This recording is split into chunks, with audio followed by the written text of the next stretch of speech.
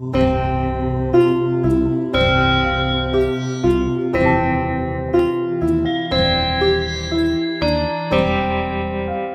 संगीत का साथै आध्यात्मिक जागृतिको प्रवाह भक्ति सुधा।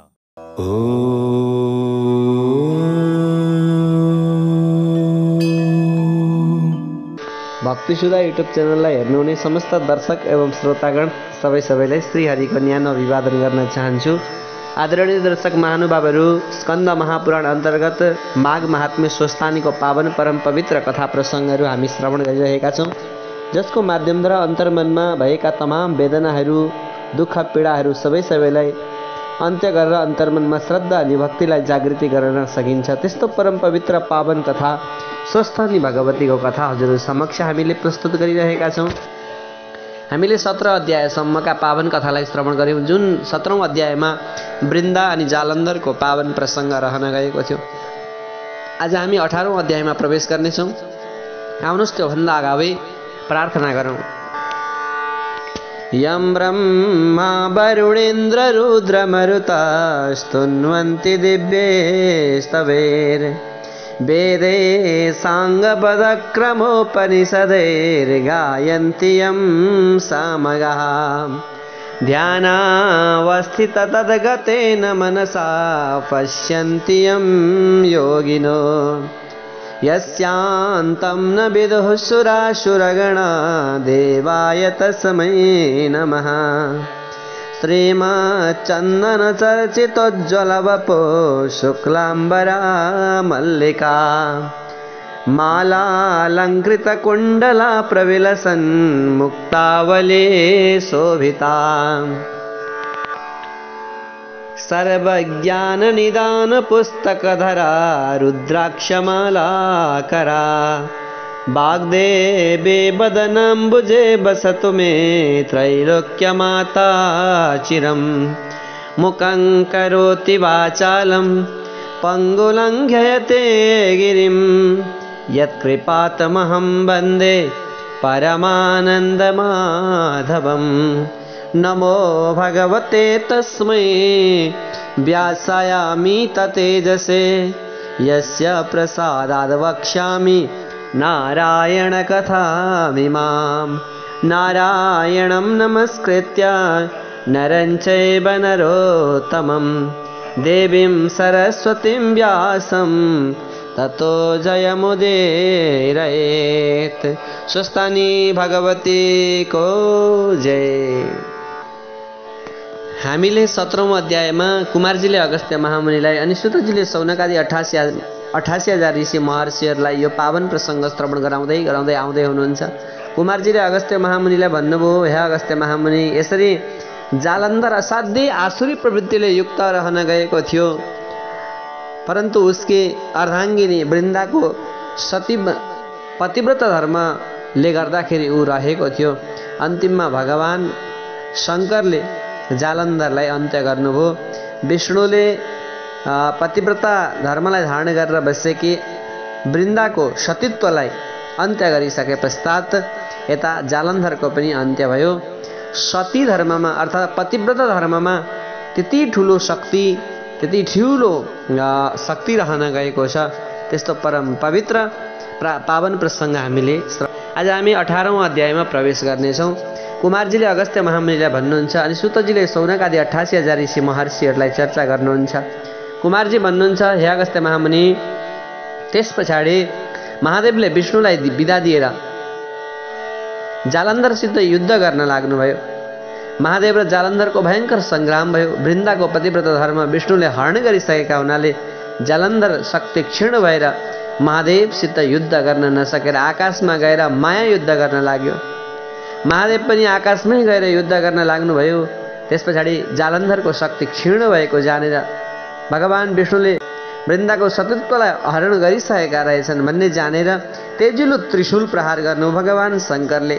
तिनैवटा नेत्रबाट अग्निका ज्वालाहरू निकाल्न लाग्नुभयो। भगवान् शङ्कर प्रलयकालीन समयमा जस्तो भगवान् शङ्करको रौद्र स्वरूप हुन्छ त्यस्तै रौद्र स्वरूपलाई धारण गर्नुभयो। क्रोधपूर्वक जालन्धरका छातीमा त्रिशूल प्रहार गर्नुभयो। त्यस त्रिशूलको चोटले जालन्धर त्यतिखेर मूर्छित भयो, मूर्छा पर्न लाग्यो। आज धडामका साथ त्यो जालन्धर पछारिन लाग्यो।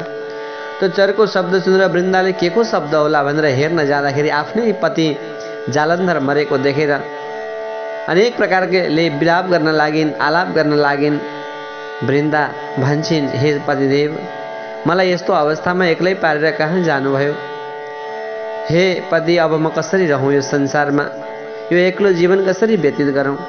आलाप विलाप गरेर रुन लागि, छाती पिटी पिटी गरेर रुन्छे। विष्णुलाई सम्झिँदै भन्छन्, यो पापिष्ट विष्णु जसले गर्दाखेरि आज मेरो सतीत्व हरण भएका कारणले गर्दाखेरि मेरा पतिको अन्त्य भयो।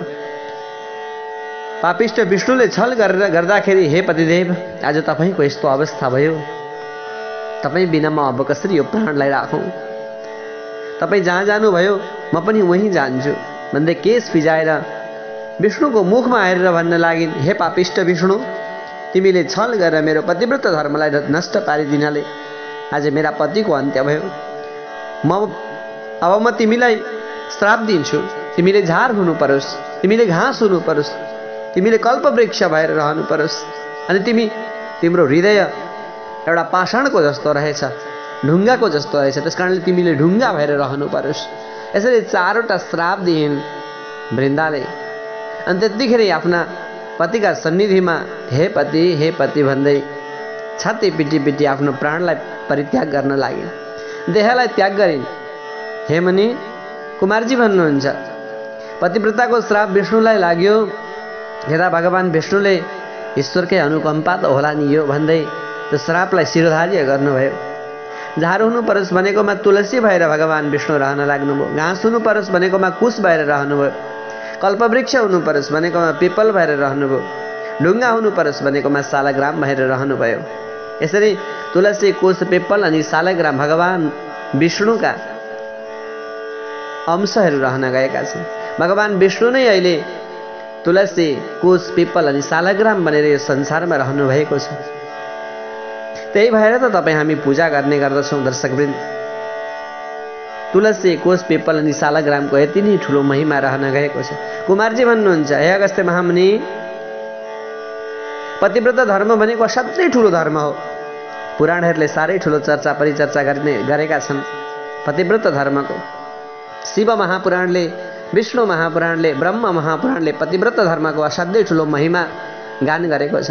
संसारमा असाध्यै ठुलो धर्म छ भने पतिव्रत धर्म हो, जसको समस्त देवी देवताहरूले पनि चर्चा परिचर्चा गर्छन्, गुणगान गाउने गर्दछन्।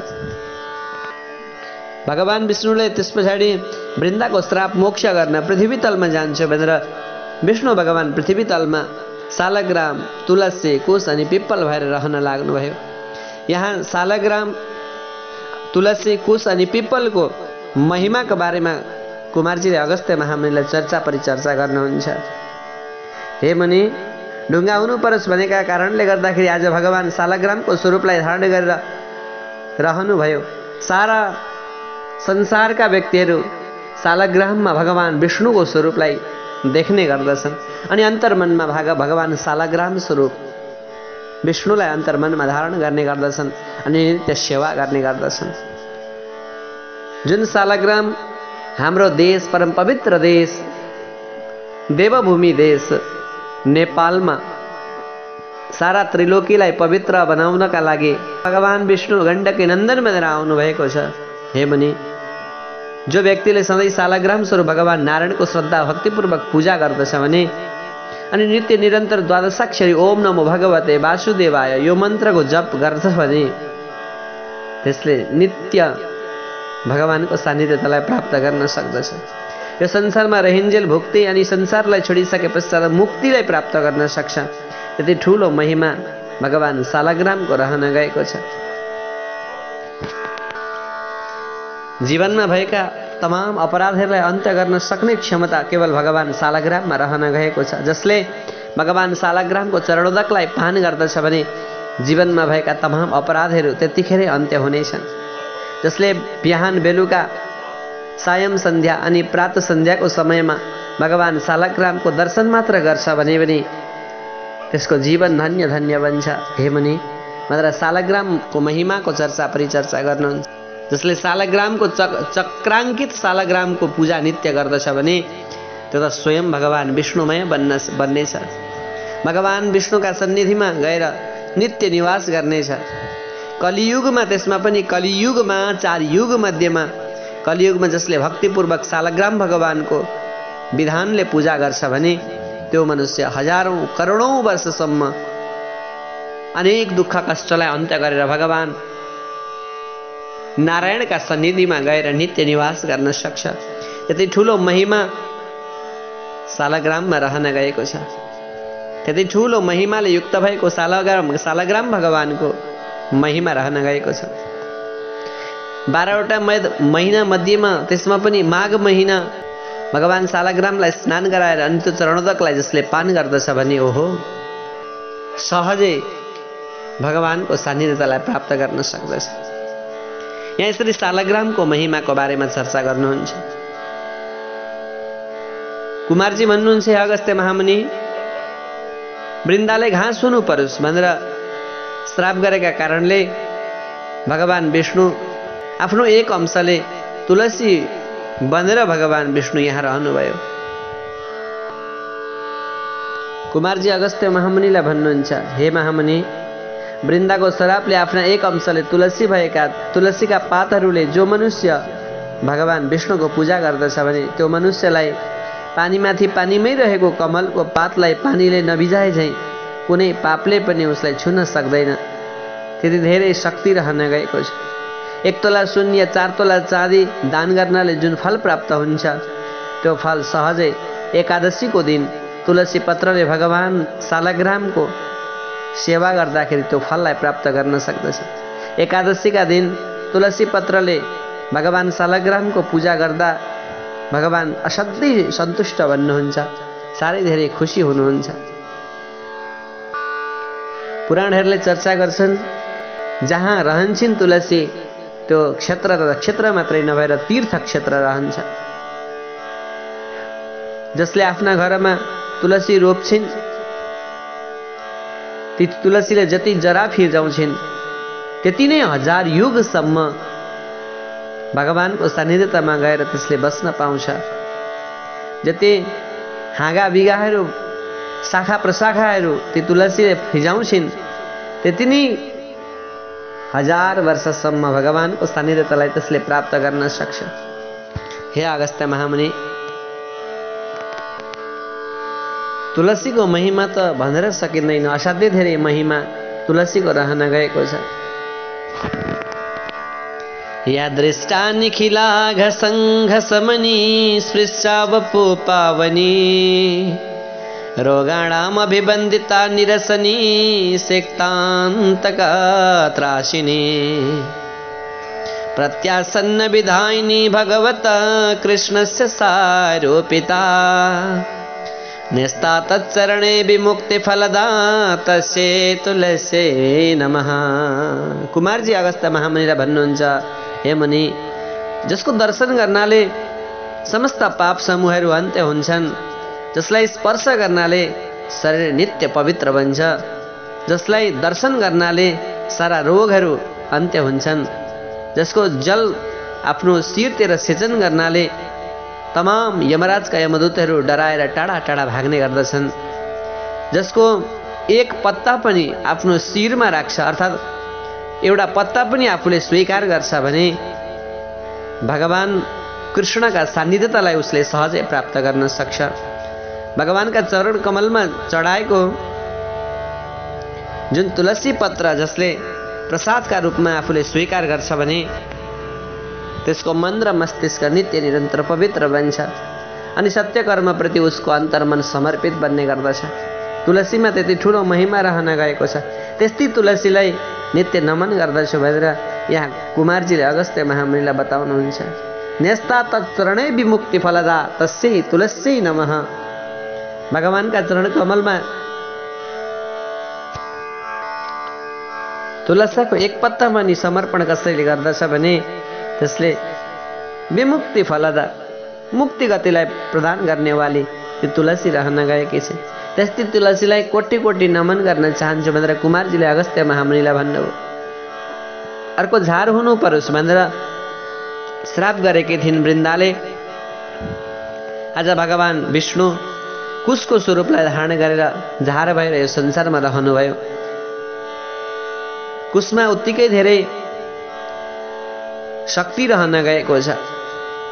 भाद्र कृष्ण औँसी अर्थात् कुशी औँसीका दिन जरै समेत कुशलाई उखेलेर राखेको कुश फेरि अर्को कुशी औँसीसम्म नआएसम्म पवित्र नै रहन्छ भनेर ग्रन्थहरूले चर्चा गर्ने गर्दछ। अरू दिन यदि उखेलेको कुश छ भने त्यो दिनलाई मात्रै पवित्र हुन्छ, परन्तु कुशे औँसीका दिन कसैले कुश उखेल्छ भने त्यो कुशले 1 वर्षसम्म काम गर्ने गर्दछ भनेर चर्चा आउँछ ग्रन्थहरूमा। कुशमा त्रिदेवताको निवास रहन गएको छ। ब्रह्मा विष्णु महेश गरुड महापुराणमा चर्चा आउँछ। कुशको त के कुरा गरौँ र प्रभु। हे मुनि, यदि दुधमा हरियो कुश लगेर हाल्यो भने त्यो दुध फाट्दैन। दर्शकवृन्द, हजुरले प्रत्यक्ष रूपमा गर्न पनि सक्नुहुन्छ। ग्रहण लागेको बेलामा घरमा राखेको पानीमा कुश हालेर राखिदियो भने ग्रहण लाग्दा हुने वातावरणको दूषित दोष त्यस पानीमा पर्दैन।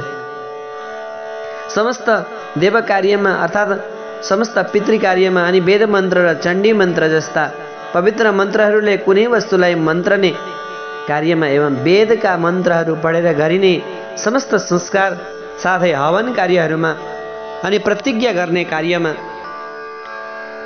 दान गर्ने कार्यमा, सङ्कल्प गर्दाखेरि होस् या कुनै वस्तु दिँदाखेरि कुश नभई हुँदैन। कुश, तिल, जौ आदि हातमा राखेर सङ्कल्प गरेर अनि दिने ग्रन्थहरूले भन्छन्, जसलाई हामी दान भनेर भन्छौँ। त्यो दानका कार्यमा कुशलाई साक्षी राखेर तपाईँ हामी कुनै वस्तु दिने गर्दछौँ। त्रिदेवको निवास भएका कारणले कुश असाध्यै ठुलो महिमाले अनि गरिमाले युक्त भएको छ। वृन्दाले रुख हुनु परोस् भनेका कारणले गर्दाखेरि भगवान विष्णुको एक अंश पिपलको रुख बनेर भगवान यस धरातलमा रहनुभयो। कलियुगीय जीवात्माहरूलाई मुक्ति दिनका निमित्त भगवान पिपल स्वरूप बनेर आउनुभयो। पिपल यस्तो वृक्ष हो दर्शकवृन्द, जो वृक्ष मध्येमा असाध्यै धेरै अक्सिजन प्रदान गर्ने वृक्ष पिपल हो, जो भगवान विष्णुको स्वरूप मानिन्छ। ज्ञान होस् या विज्ञान, दुवैले पिपललाई असाध्यै धेरै मान्ने गरेको छ। वैज्ञानिकहरूले पनि चर्चा गर्छन् पिपलको। त्यस्तो वृक्ष पिपल, जुन पिपलको फल पाकेको महिनामा सन्तान नभएका त्यस्ता आमाहरूले शनिबारको दिन पारेर पिपलको रुख मुनि बसेर विधिपूर्वक राधा दामोदर अर्थात् लक्ष्मीनारायण भगवानको पूजा गरेर भगवान राधा सर्वेश्वरलाई अन्तर्मनमा धारण गरेर ब्राह्मण दम्पति, त्यस्ता वैदिक ब्राह्मण दम्पतिलाई श्रद्धा भक्तिपूर्वक यथेष्ट भोजन अनि दक्षिणा दिइसकेपछि नबोलिकन एकदम मौनतापूर्वक आफू पनि भोजन गर्दछ भने त्यसका सन्तान हुनेछन् भनेर ऋषि महर्षिहरूले अनि सन्त महन्तहरूले चर्चा गर्नुहुन्छ। जसका जीवनमा शनिको प्रभाव छ भने शनिबारको दिन पिपलमा आएर जल चढाउँदाखेरि अनि पिपलको परिक्रमा गर्दाखेरि समस्त शनि दशाको अन्त्य हुन्छ भनेर चर्चा गर्छन्। कुमारजीले अगस्त्य महामुनिलाई भन्नुहुन्छ, हे अगस्त्य महामुनि, त्यसकारणले त्यति धेरै शक्ति युक्त भएको वृक्ष पिपल वृक्ष भगवान विष्णुकै स्वरूप हो भनेर यहाँ अगस्त्य महामुनिलाई बताउनु हो कुमारजीले। हे मुनि, त्यसरी वृन्दाको सतीत्वलाई हरण गरिसके पश्चात भगवान विष्णु भगवान शङ्करका सन्निधिमा जानुभयो, नतमस्तक दण्डवत प्रणाम गर्नुभयो। प्रणाम गरिसके पश्चात परिक्रमा गरेर त्यहाँबाट भगवान विष्णु आफ्नो वैकुण्ठतिर प्रस्थान गर्नुभयो। यता भगवान शम्भु जो जालन्धरको अन्त्य भइसके पश्चात मेरो कार्य सफल भयो भनेर साह्रै खुसी मनाउँदै गन्धर्वहरूले गान गर्न लागे, अप्सराहरूले नृत्य गर्न लागे। आकाशबाट पुष्पको वृष्टि हुँदै सोही पुष्पको वृष्टिमालाई स्वीकार गर्दै भगवान शङ्कर कैलाशतर्फ उन्मुख बन्नुभयो। प्रमथगण गए सहित शिवशक्ति स्वरूपले त्यहाँ निवास गर्न लाग्नुभयो। त्यस पछाडि समस्त देवताहरू महादेवसित विदामा भएर आफ्नो आफ्नो आश्रमतिर प्रस्थान गर्न लागे। हे मुनि, अब पातालको कुरा भन्छु म तपाईँलाई, ध्यानपूर्वक सुन्नुहोला। पार्वतीको आज्ञाले अश्वत्थामा सप्त पातालको मूल रसातलमा पुग्नुभयो। कस्तो पाताल भने सूर्यको प्रकाश जस्तो अनेक प्रकारका रत्नहरू जडेर बनाइएको सुवर्णको पुरीमा असङ्ख्य सम्पत्ति भएका शेषनाग, तक्षक नाग, कर्कोटक नाग, अष्टनागहरू अनि नागिनीहरूका साथमा निवास गरेर बस्ने गर्दथे। हिरा, मोती, मणि, माणिक्य, गरगहनाहरूले सजी सजाउ भएका त्यस्ता नाग नागिनीहरू त्यहाँ निवास गर्ने गर्दथे। ऊभन्दा ऊ राम्रो, ऊभन्दा ऊ राम्रो त्यस्ता साह्रै सुन्दर सुन्दरी नाग नागिनीहरू त्यहाँ निवास गर्ने गर्दथे। त्यहाँ पुगिसके पश्चात अश्वत्थामाले शेषनागलाई भने, हे शेषनाग, माता पार्वतीको आज्ञालाई शिरोधार्य गर्दै म यहाँ आएको हुँ। श्री स्वस्थानी परमेश्वरीको व्रत गराई जो दुखी छन्, जो दरिद्री छन्, तिनको उद्धार गर्न म यहाँ आएको हुँ। यहाँ कोही दुखी छन् कि भनेर सोध्न लागे अश्वत्थामाले। अश्वत्थामाको वचनलाई सुनेर शेषनागले भने, हे ऋषि, यहाँ त्यति धेरै दुखी र दरिद्री कोही पनि छैनन्। त्यहाँ त्यस वनको नजिकै शङ्खचूड नाम गरेको नाग, रत्नचूड नाम गरेको नाग, कृपादत्त नाम गरेको नाग, यी नागहरू अनि उनका अर्धाङ्गिनीहरू साह्रै कष्टमा परेका छन्। त्यहीँ गएर ती नाग नगिनीहरूलाई तपाईँले त्यो उपदेश गर्नुहोस्। यसरी शेषनागले भनिसके पश्चात अश्वत्थामा तिनै नाग नगिनीहरूका सन्निधिमा जानुभयो। शङ्खचूड, रत्नचूड, कृपादत्त, धर्तराष्ट्र आदि गरेका नाग नगिनीहरूका सन्निधिमा जानुभयो। अनि गइसके पश्चात ती नाग नगिनीहरू साह्रै दुखी रहेछन्, साह्रै पीडित रहेछन्, एक आपसमा साह्रै पीडित भएर बसेका रहेछन्। यो हाम्रो जीवन कसरी अन्त्य हुन्छ होला, यस्तो जीवनमा भएको यो दुःखबाट कहिले हामी मुक्ति पाउँछौँ होला, एक आपसमा यसरी चर्चा परिचर्चा गर्दै बस्ने गर्दथे। तिनै नगिनीहरूका छेउमा जान, नगिनीहरूका पति 12 वर्ष बितिसकेछ, उनका पतिहरू विदेशतिर लागेका, अन्यत्र कतै गएका, तर समाचार केही आउन सकेको रहेनछ। अश्वत्थामा मुनि त्यस्ता दुःखका सिन्धुमा डुबिरहेका ती नागिनीहरूलाई हेर्दै हेर्दै त्यहीँ पुग्नुभयो। ती नागिनीहरूले मुनि अश्वत्थामाको आगमन भइसके पश्चात साह्रै खुसी भए, छेउमा गए। अश्वत्थामा ऋषिलाई देखेर सोध्न लागे, हे मुनि, आज हामी पापिनी दुखीहरूका घरमा तपाईँ के कामले आउनुभयो? अश्वत्थामा भन्छन्, हे नागिनी हो, माता पार्वतीको आज्ञालाई शिरोधार्य गर्दै श्री स्वस्थानी परमेश्वरीको व्रत गराउन जो दुखी छन्, जो दरिद्री छन्, जसका पुरुष छैनन्, जसका सन्तान छैनन्, तिनीहरूको उद्धार गर्न आएको हुँ म। माता स्वस्थानीको उपासना गर्नुपर्छ भनेर बोध गराउन आएको भनेर जब अश्वत्थामा महामुनिले भन्नुभयो, नगिनीहरूका मनमा आनन्दको बहार छायो। त्यतिखेरै नगिनीहरूले भने, हे ऋषीश्वर, हामी साह्रै पीडित छौँ, दुःखी छौँ, पापी पनि छौँ, हाम्रा सन्तान पनि छैनन्, हाम्रा पति पनि छैनन्। त्यसकारणले हामीले त्यो व्रत अवश्यमेव सुनाइदिनुहोस्। कस्तो खालको व्रत हो, जुन व्रत गर्नाले समस्त दुःख कष्टहरू अन्त्य हुन् अनि हाम्रा पतिहरू विदेशतिर गएका परदेशीयका पतिहरू हामीले पुनः प्राप्त गर्न सकौँ।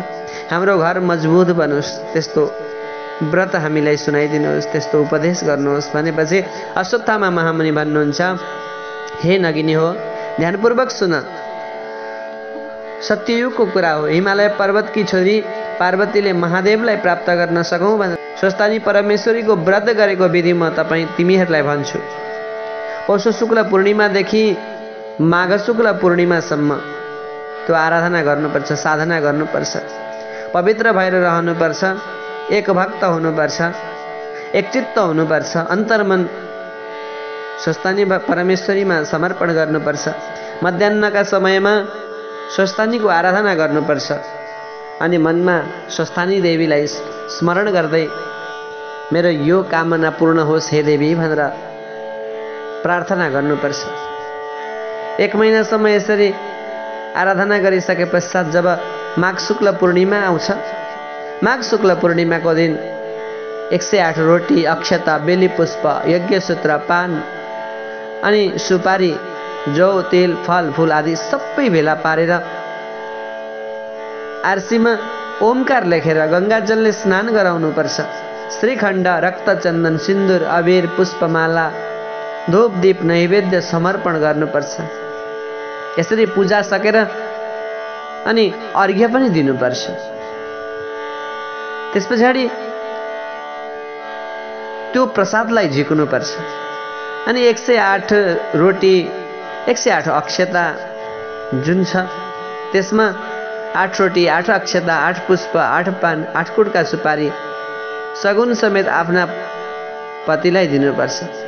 पति नभए छोरालाई दिनुपर्छ, छोरा नभए मितछोरालाई दिनुपर्छ, मितछोरा पनि नभए हे भगवती मेरो यो फलानु कर्म पूर्ण होस् भनेर गङ्गामा बगाउनुपर्छ।